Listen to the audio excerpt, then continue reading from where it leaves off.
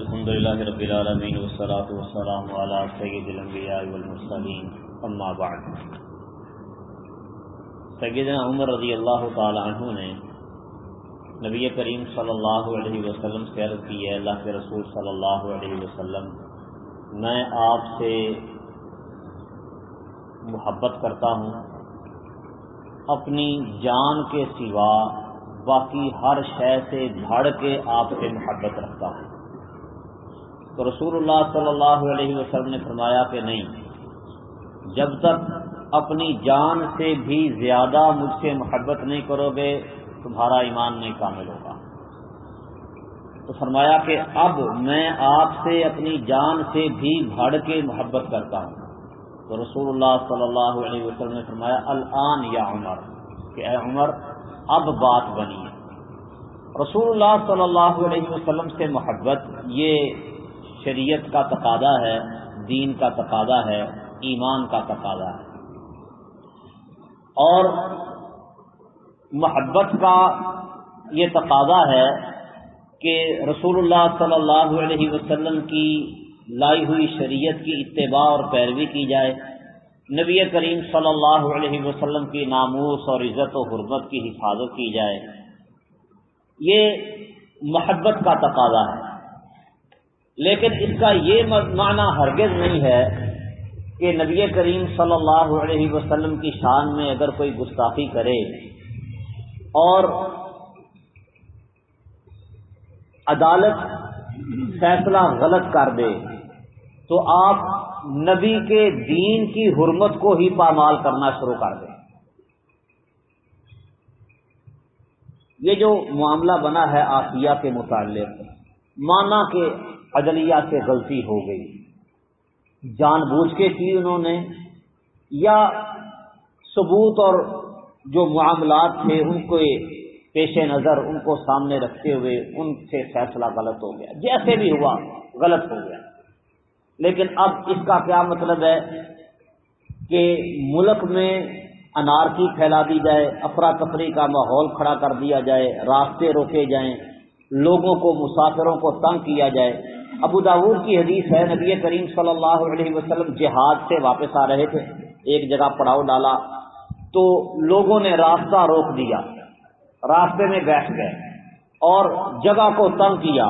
تو آپ نے فرمایا سن لو کہ من ضیق منزلا او قطع طریقا فلا جہاد لہ، جس آدمی نے منزل کو تنگ کیا یا راستہ کاٹا، راستہ روکا، اس کا کوئی جہاد نہیں۔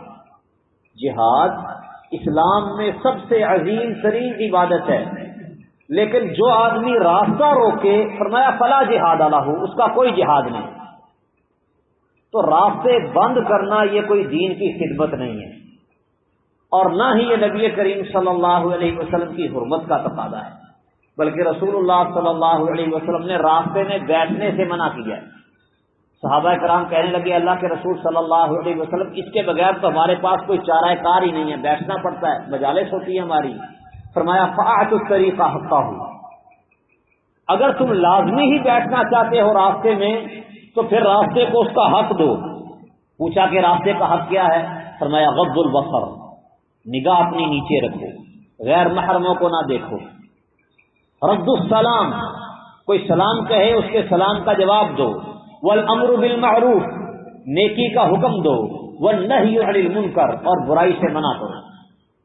یہ راستے کا حق ہے، اگر یہ دے سکتے تو ٹھیک ہے، راستے میں مجلس کر دو، لیکن راستہ روکنا اور پھر لڑائی جھگڑے کی فضا قائم کر دینا اور لوگوں کے قتل کے فتوے جاری کر دینا، اس کو بھی قتل کر دو، اس کو بھی قتل کر دو، اس کے خلاف بغاوت کر دو، شریعت اسلامیہ نے اس سے سختی کے ساتھ منع کیا۔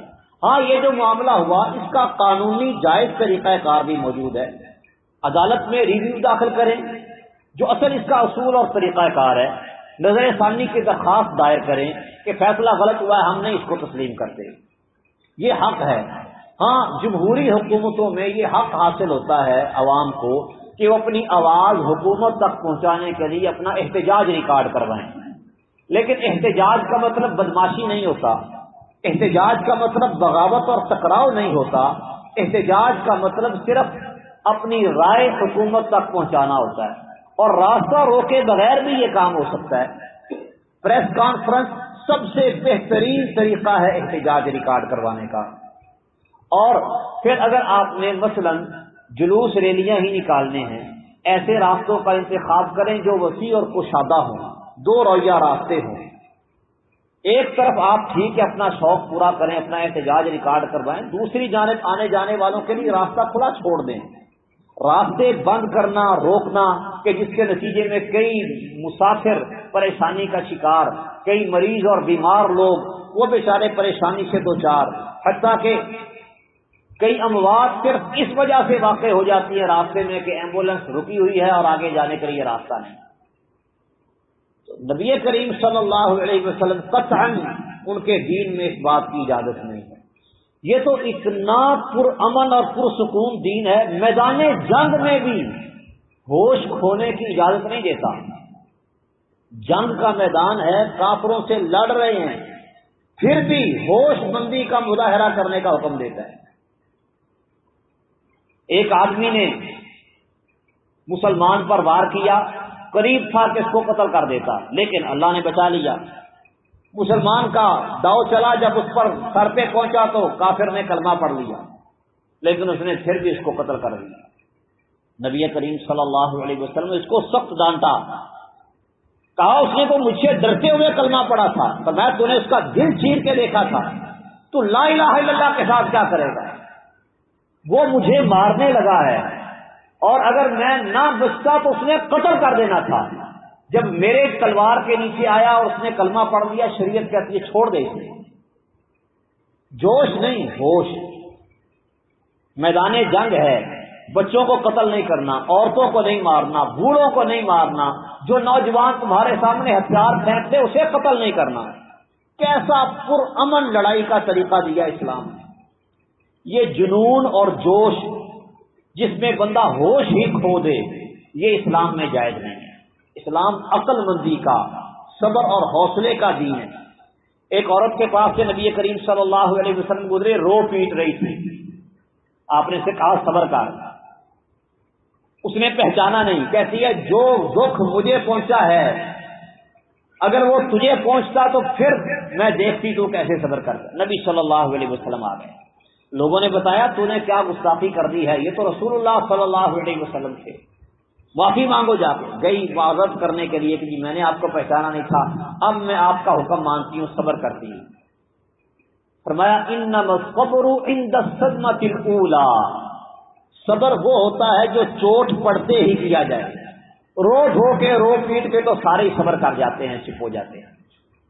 تو پہلے جھٹکے کے وقت بندہ اپنے ہوش و حواس قائم رکھے، کوئی بھی معاملہ ہو جائے، یہ ہے صبر جو دین نے سکھایا ہے۔ اپنا ہی نقصان کر کے، اپنی ہی حکومتوں سے، اپنی ہی افواج سے ٹکرا کے، اپنی ہی املاک کو نظر آتش کر کے، اپنی ہی چیزوں کو توڑ پھوڑ کر کے پھر کہنا جی بس اب ہمارا صبر ہے، یہ کوئی صبر نہیں۔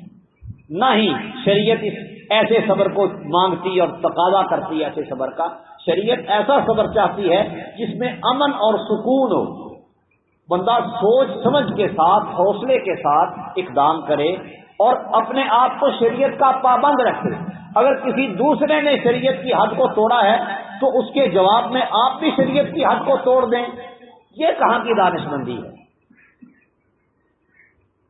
عقل اور شعور کا تقاضا ہے، اسلام اور ایمان کا تقاضا یہ ہے کہ بندہ مسلمان ہے وہ اپنے آپ کو اسلام کا پابند رکھے۔